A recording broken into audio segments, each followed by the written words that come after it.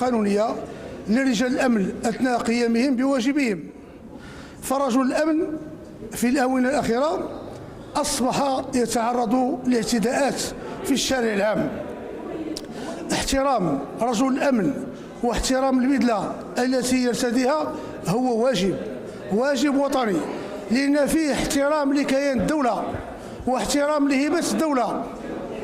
إذا كان رجل الأمن ارتكب خطأ، كاين مؤسسات التي ينبغي أن يشتكى لديها، لكن أن يتم استعمال العنف ضد رجال الأمن خاصة مرتدي البدل وهم يقومون بواجبهم أو أثناء قيامهم بواجبهم، مع الأسف هنا هذا العنف ضد رجال الأمن يعتبر ظاهرة خطيرة جدا، وانحراف اجتماعي وانحراف سلوكي خطير جدا، ويجب تقويمه وعلاجه ليس فقط عن طريق القانون وعن طريق تدخل القضاء، ولكن حتى جمعية المجتمع المدني يجب أن تتدخل في تأطير المجتمع، في تأطير سلوكات الأفراد، لأن جمعية المجتمع المدني يجب أن تلعب دور كبير جدا في تعريف المواطن المغربي بالسلوك القويم، بالسلوك الصحيح الذي ينبغي أن ينهجه داخل المجتمع،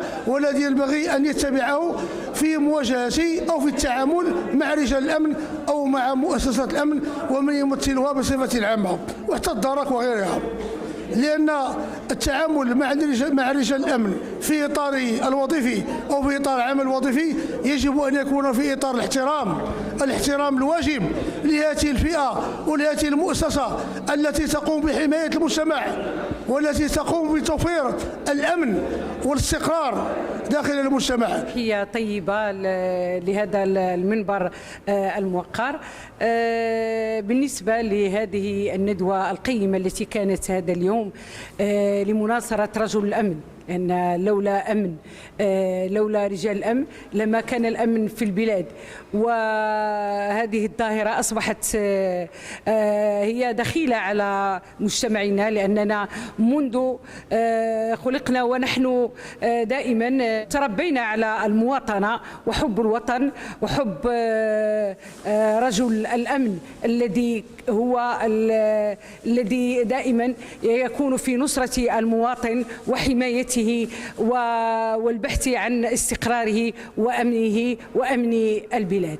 الحد من هذه الظاهرة يجب على المجتمع المدني أن يقوم بحملات تحسيسية وتوعوية خصوصا داخل المدارس، ابتداء من السنة الابتدائية والإعدادية والثانوية، حتى نربي في جيلنا يعني احترام رجل الأمن، هذا الرجل الوطني الذي يفدي الوطن بحياته وبوقته وبعائلته وماله لنصرة هذا الوطن وحماية مغربنا الحبيب.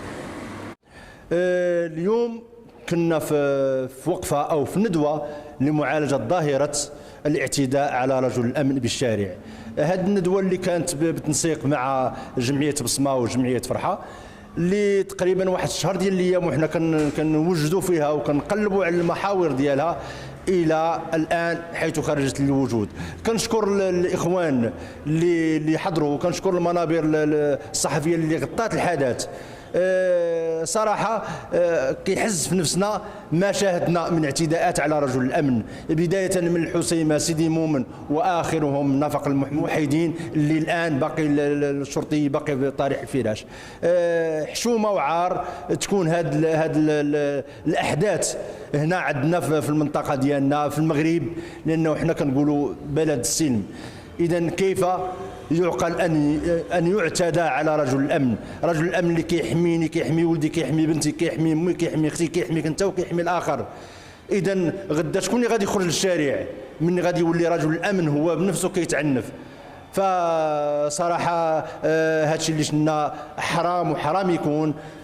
هذا هو علاش درنا هذه الندوه، وكنطلبوا من جمعيات المجتمع المدني ماشي غير في منطقه واحده، جميع المناطق ديال المغرب ينوضوا ويتكتلوا ويديروا ندوات تحسيسيه في دور الشباب، في المركبات، في الثانويات، المدارس الابتدائيه. وكنطلبوا كذلك من العائله هي المهمه باش تعمل على حب الوطن، الابناء ديالها تغرس فيهم ذاك الحب، ذاك الشيء اللي كنا كنعرفوا حنا بكري في والدينا يعلموه لوليداتهم. اليوم في هذا يعني المركز يعني تمت يعني هناك ندوة حول حماية رجل الأمن من عنف الشارع.